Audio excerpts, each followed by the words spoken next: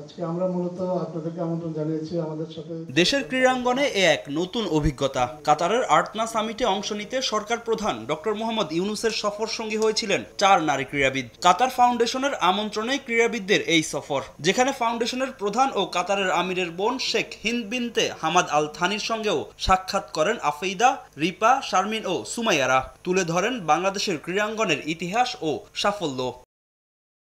2022 সালে ফিফা বিশ্বকাপ আয়োজন করে সাড়া ফেলে দেয় মধ্যপ্রাচ্যের দেশ কাতার। সেই বিশ্বকাপের ফাইনাল ম্যাচের ভেন্যু ও বিভিন্ন স্থাপনা ঘুরে দেখেন নারী ক্রীড়াবিদরা। দেশে ফিরে সেই অভিজ্ঞতাই জানালেন গণমাধ্যমে।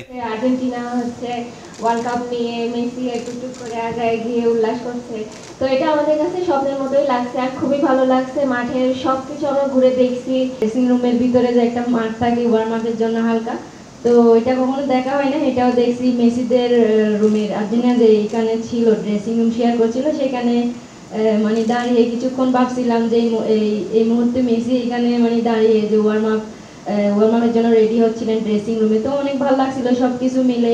স্কয়ার একাডেমি গিয়েছি, ওখানে আমরা একটা ইনডোর ভিজিট করেছি। ওখানে অনেক গেমের ফ্যাসিলিটি ছিল, এগুলো দেখেছি।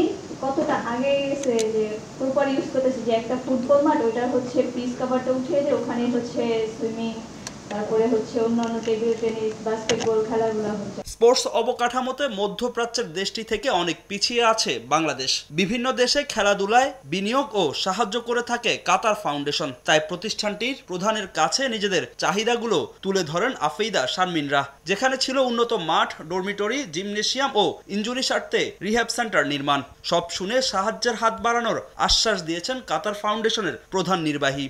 স্পেশালি যে আমাদের মাঠ নাই, মেয়েদের ফুটবলারদের একটা ভালো একটা মাঠ নাই, মাঠের কথাও বলা হয়েছে, অনেক কিছু বলা হয়েছে।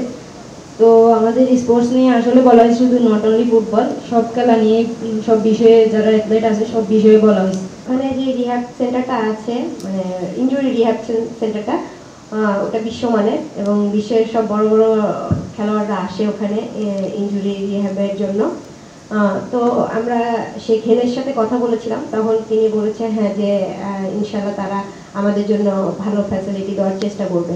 শুধু ক্রিকেট ফুটবল নয়, আলোচনা হয়েছে বিভিন্ন স্পোর্টস নিয়েও। ক্রিকেট ও ব্যাডমিন্টনের মতো ডিসিপ্লিনগুলোতে এগিয়ে থাকা বাংলাদেশ কাতারকে দিয়েছে সাহায্যের প্রতিশ্রুতি। ক্রিকেট নিয়ে একটা ইন্টারেস্ট আছে, কিন্তু ইন্টারেস্ট থাকলেও ইনফ্রাস্ট্রাকচার না থাকার কারণে বা প্রয়োজনীয় কাঠামোটা না থাকার কারণে কাতার হয়তো ক্রিকেটে সেভাবে এগিয়ে আসতে চাচ্ছে না। কিন্তু মধ্যপ্রাচ্যের দেশগুলোতে ইতিমধ্যেই ক্রিকেট নিয়ে অনেক আগ্রহ তৈরি হয়েছে।